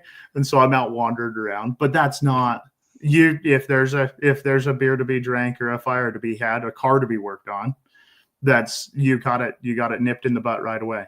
Where's Voss to come in and say that he's camp Right. counselor? That's what I'm talking about, man. That's what that we pulled in. We went to dinner at the Big Texan in Albuquerque, and then I pull in the track. It's literally 10 o'clock. There's 2 people awake. I was like, what is happening here? Why does nobody have a fire? Because it's kind of chilly. Why does nobody have a fire and drinking beer? Yeah. Like, I just want like 1 or 2 beers. That's what we always say when we get to the hotel, and it's never that. I just want one after another. Yeah. Yeah. That's funny. Well, so you kind of answered this earlier, like how you guys fell into a rhythm, like, but who did what on the truck? Like, how did you guys fall into a rhythm? Did Josh say, hey, you change tires, I'm going to pull the trailer and fill it with race fuel? Like, how does that work throughout the week? I don't know that we even really communicated. It was just kind of got into a rhythm of things. The truck's pretty easy to swap. It's tires, fuel, maybe play with the tune-up a little bit. It's pretty straightforward. When we swap fuels, I've got a little pump that you drop in the tank and pump the fuel out. And, we didn't go and communicate like when the pump was running. And next thing we know, there's 20 gallons of fuel on the ground because we left the pump unattended. So yeah, we just understood, what we had to get done. And there was not a lot of communication. It's pretty easy. Yeah, truck's easy. There was 5 things. He kind of, like I said, first day we walked through what it was going to be. He pulled in on ethanol, so it was already, you pulled in empty. So all we had to do was pour it in. But he kind of like picked up and gestured like, "Here's the pump," and then set it back down. And I was like, "Okay, got it, understand." Never been around anything this fast, especially for it. And so like I asked a couple questions like, "Hey, do we need to check plugs? Do we need to do this, do that?" And he's like, "Nope, seems fine." And along the way, we did change plugs. The night pulling into Roswell, I got dropped off at the hotel because I had to check in.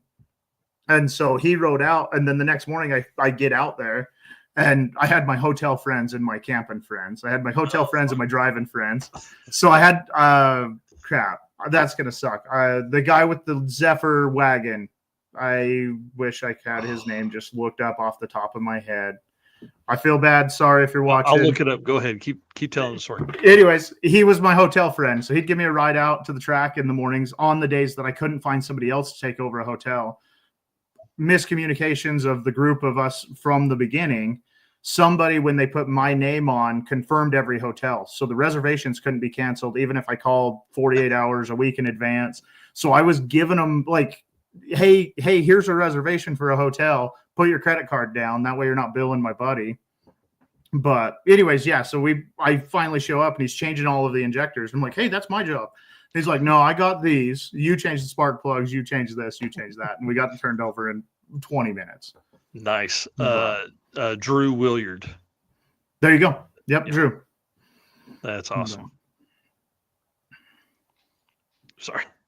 No, thanks for looking it up because I felt bad. Well, hey, that's the way it goes. I do want to give a shout out to Reggie Moore and Scott Guthrie and Jason Schaefer, who are right now watching the show and camping on their way across America in the hot rods. I don't know if you guys have been following this. I love this story. Reggie left from Arkansas and has driven the Organ Grinder hot rod all the way to Formosa, California. They did a big, cruise night, drag night out there, and then now they're driving back. Scott Guthrie is driving his dad's Corvette, pulling a half Corvette, the American flag Corvette trailer. Yep. And Jason Schaefer's in the chicken coop. So super cool. Love it. Yep. Scott says they're in the camping in the Walmart parking lot tonight. Yeah. And I don't know if you've seen Reggie's comment. They're in Roswell eating tacos, just dodged a herd of elk, hit the cop car in front of us, just missed Scott's vet and Jason's car. That's wild. Those dudes have all the fun. I'm telling you, they have all the fun. Yeah, we're definitely going to have them on when they finish their trip to tell some of those stories. Yes, for sure. So tell us some adventure stories. Did you guys break anything, run out of gas, eat bad food, any kind of crazy, fun adventure stories? as far as the truck goes, the truck worked flawless. No problems with the truck. I will blame my buddy Dalen's cooking. He doesn't say it was his cooking. It was maybe Everybody something else ate the hamburgers too. Whatever. Anyways, I think we were in Tulsa. It was the day before we raced. We were camping. Dalen grilled up some cheeseburgers, had a good time, 6 or 8 beers. That didn't contribute to the issue. But like 3 a.m, I woke up and just vomited everywhere at like 3 a.m, and I was hurting the next day. So, track went hot at 8 o'clock, 9 o'clock. I was absolutely miserable. His wife and kids show up because it's his anniversary. Oh yeah, it was my anniversary. They did like a 5-hour drive down to come surprise me, and I was about a 2 out of a 10 that day. But other than that, I mean, the week went pretty good as far as no flat tires, nothing catastrophic really. There was a 13-minute hiccup on the road. We pulled up to get some gas, middle of Oklahoma, have no idea where we were, and he noticed that the hitch or the parachute was hanging just like a couple inches further away from the tailgate than it had been all week. And he goes, "There's something wrong." And I pointed, and there's a weld broke. And like the whole back bumper trailer hitch, he's got tons of bracing on it, but it just ripped the side of a tube out. And I quickly Googled a couple shops. He filled up with gas. We all kind of ran around. Dalen was riding with us. He just sees a dude pulled up, brand new F-150, tag on it, climbs out in bib overalls. "Oh, you're from around here, right?" And hey, who's your muffler shop? Who's got a welder? And he's like, "Oh, I'm going to go look at a drill press at this ran down old place." We pull up. I don't know. The guy that ran the place was just like, "Welder's over there. If it ain't plugged in, figure it out. Turn on the gas. Hood's hanging on it."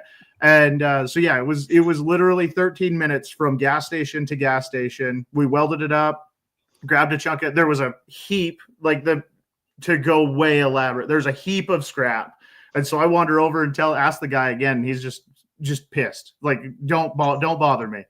And I was like, "Is this scrap?" And he's like, "Well, it's not my big scrap pile." And I was like, "Can I take something out of it?" And for sure, there's chop saw right there. So I make this little thing. He kind of starts hammering it, and we made a little patch to cover the tube where it had ripped out, welded it on. Like, I'm like, put tacks on that where you can cut them easy. But he's selling the truck now. So. Yeah. Yeah. Who That's cares? A star. Yeah, that's right. Man, that's pretty crazy. Because that, how many miles was race week? 1,250 or something? Yeah, race week was just over 1,200. And I think because I drove the truck from Salina, Kansas to Ozark Raceway, and then I had to drive it home from Roswell to Salina. So I think it was around 2,500 miles round trip for 666. And that 666 road is absolutely garbage. There are portions of that road that knock your teeth out. Yeah. So there were some potholes that just destroyed some tires, man. Oh yeah. There were the folks with the low profile tire were just crying. Well, the reason I was talking about that was because also you have the 1,200 miles from race week.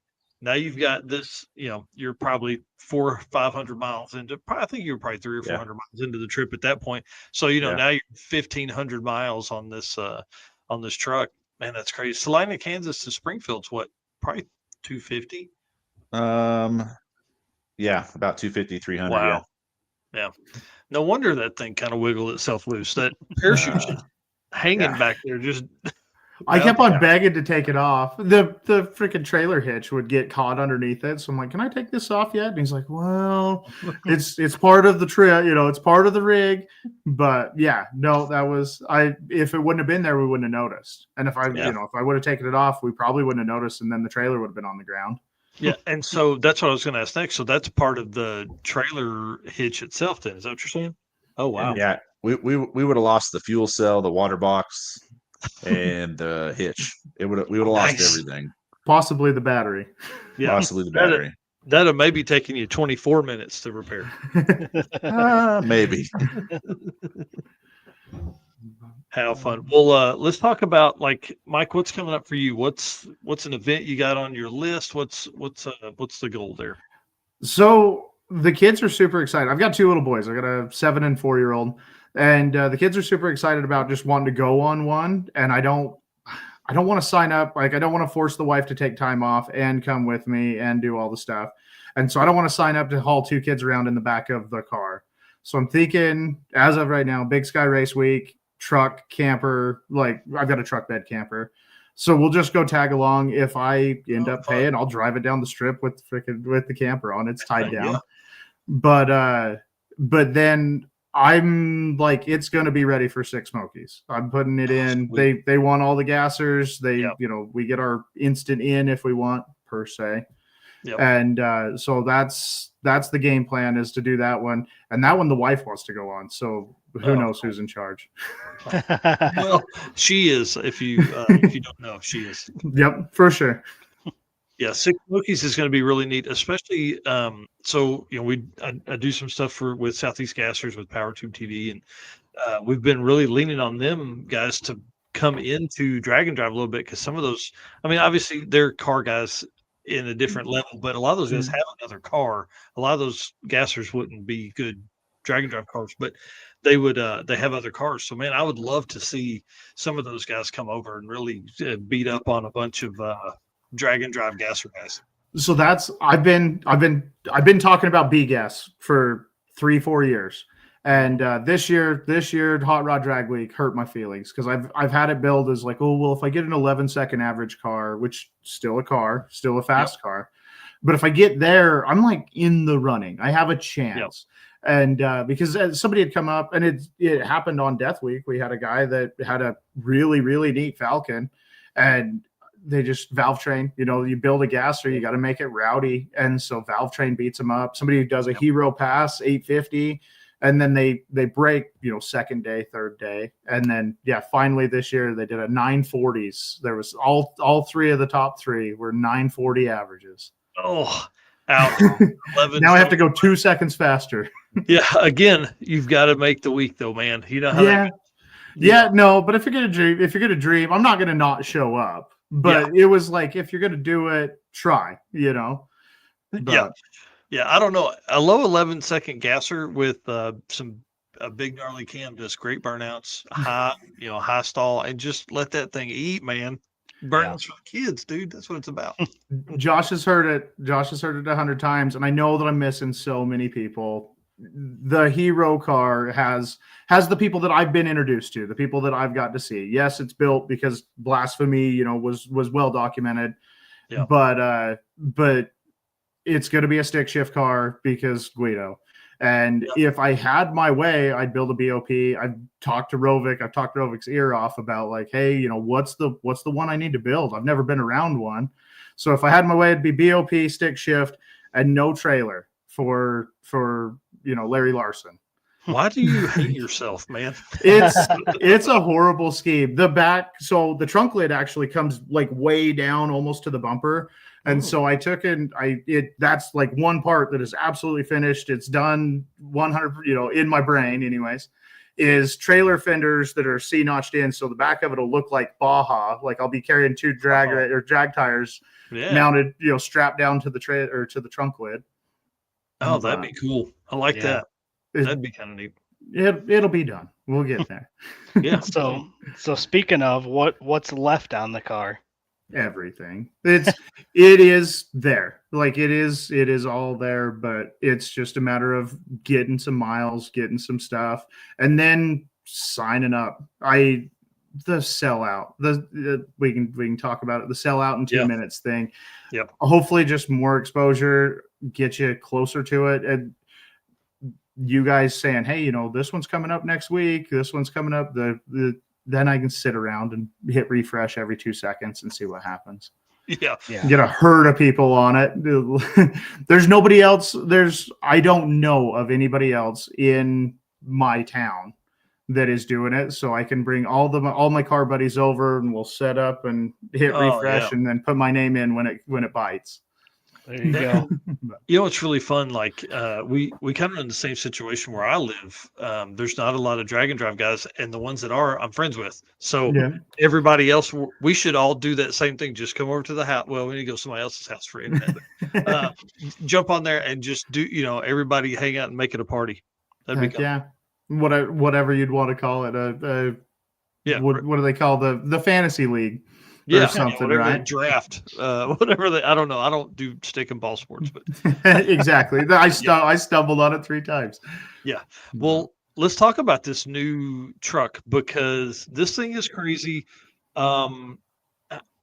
Josh, I will have one question. I'm gonna see if I can put this in your dude. Is this part of the frame that's here in the front of this thing? Like, is that the only piece of factory frame left? Like, and what's the story there? Yeah, so this is a chassis, a truck that a good buddy of mine, Rod Geis, started building. It kind of started to show off his fab skills, and it kind of escalated quickly and eventually morphed into a race car, like a full-blown race car. He wanted to keep it leaf sprung and stock location, control arms in the front for an S10. It'll fit some of the true street classes, and it's going to be pretty wild. So the front done like that is more. I wish I had a better picture. We'll talk about these other pictures. I'm sifting through, because why leaf spring is another question I have. But so the front, and I wish people could see this. It's probably small on the screen, but this piece of frame here on the left picture, that is to keep the factory location. It doesn't necessarily have to be like 12 inches of the factory frame on the front for some classes, which I'm sure there's some goofy classes. Yeah, there's some goofy rules, but yeah, it was mainly to help locate the front control arms and keep the style of the S10 suspension. It's all tubular A arms, long travel stuff. That's cool. It's going to be pretty wild. You sure you don't want to make that change to struts? No, I'm good. No, we'll pass on that. So I thought this picture on the right kind of told the story here, but the power plant from the Colorado is going in this S10, right? Yes. The 408's going in the S10. Rodney and I got the motor yanked out last night. The tranny actually got yanked out last weekend. I put it in a buddy's truck so he could go compete in a no prep race because he grenaded his. So I converted his Power Glide truck over a Turbo 400 truck overnight, so he could go race. So, but yeah, we got the motor yanked out last night. Maybe this weekend we'll throw it in the S10, finish welding out the turbo kit before we rip it all apart and get it painted. So let's look at that. Is this what the setup will look like? Yeah, Like, that essentially I feel like the first picture and this picture are way different timelines. Yeah. So this is mock-up motor with a Holley high ram that Rodney was going to use with his setup. Turbo kit and turbo will essentially be the same. The only thing that'll really be different is we'll use my Titan Texas Speed intake that's set up for air to water. But yeah, it'll have a 98 millimeter force performance turbo. Wow. And then the turbo kit that Rodney fabbed together. That's crazy, dude. Well, why leaf springs? Just because. Make you ask why. No real rhyme or reason. Well, and I mean, listen, leaf spring stuff's been real fast. I mean, oh yeah, look at what Doug Cook's car in the Nova still leaf sprung. Yep. Into the sixes. Sixes, yeah. So I mean, like, there's no reason not to. It just with this level of chassis, typically you go some kind of crazy 4-link or whites and all that kind of stuff. So, but I dig it, man. I think it'll be a lot of fun. Yeah, we can always cut it up and 4-link it later if we want to. Man, boring. Yeah. There's no fun in that. Well, the interior, dude, this looks like an amazing build. All the parts and pieces are really, I mean, it just looks top notch, man. Good job. Rodney's crushing the sheet metal work. He's a phenomenal sheet metal guy. He did all the chromoly work, and he's killing it. Yeah, that's for sure. And then, sorry, I snuck this other picture in here. This is, of course, the Colorado on 666. The Stafford Museum was one of the coolest things we stopped at. Even outside, I didn't do the tour inside, but the outside was really fun. Let's see what else we got here. ET goals for that thing, man. I'd like to do a 7-second average, complete a race week with a 7-second average. I think that'll be doable. Last time we had that thing on scales, the S10, it was at, I think, 22 or 2,300 pounds with the drivetrain in it. So if we could be, 3,000, right around that 3,000 mark, we'll be 700 pounds lighter than the Colorado. Wow. So we'll be able to shave some weight, be able to make a little bit more power with that big turbo. So sevens ought to be doable. Man, that's crazy. Yeah, that's awesome. Which event is your goal to debut the new truck? First weekend in April for the circuit would be ideal. If we can get off the wait list. I got registered late, but we're on the wait list. If we get in, would love to do the circuit, and then we're obviously in for a mega week for sure. Yeah, mega week. I can't wait. And the circuit too. That sounds like a cool event. Yeah, it seems all right. Yeah, I think I know a couple guys helping put that one together. Maybe we'll figure something out. Yeah, we'll nudge, wink, wink. Yeah.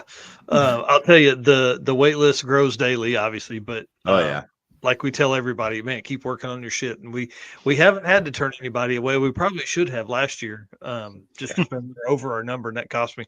But we're willing to pay it to because dude, folks are gonna fall out. Like people are gonna make one pass on day one and be like, well, I blew my shit up. So that's what's gonna happen. So by day two, you're fine. That's typically the way it goes.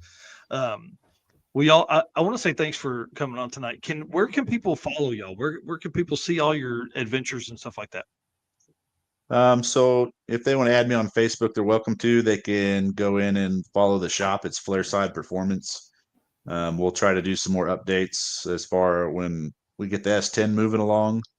But yeah, they can get a hold of me there if they want to follow along. Nice.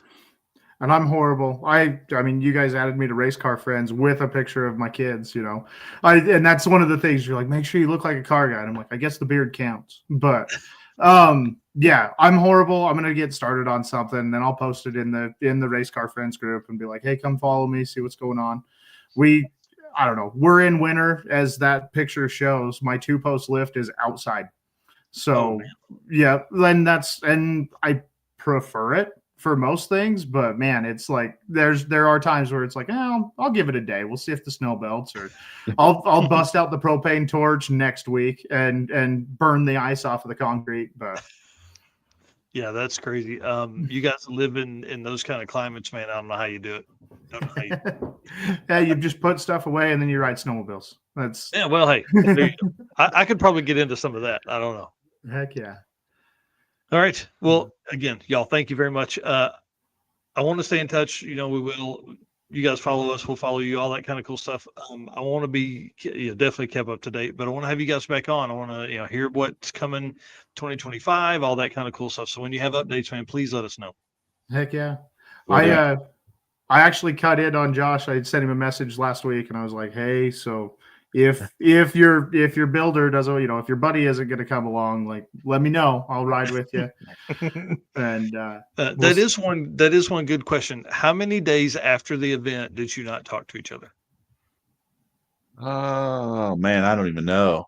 I got my phone right here. Let's see real quick. It wasn't too long. I waited. I told him, I was like, well, message me when you get home.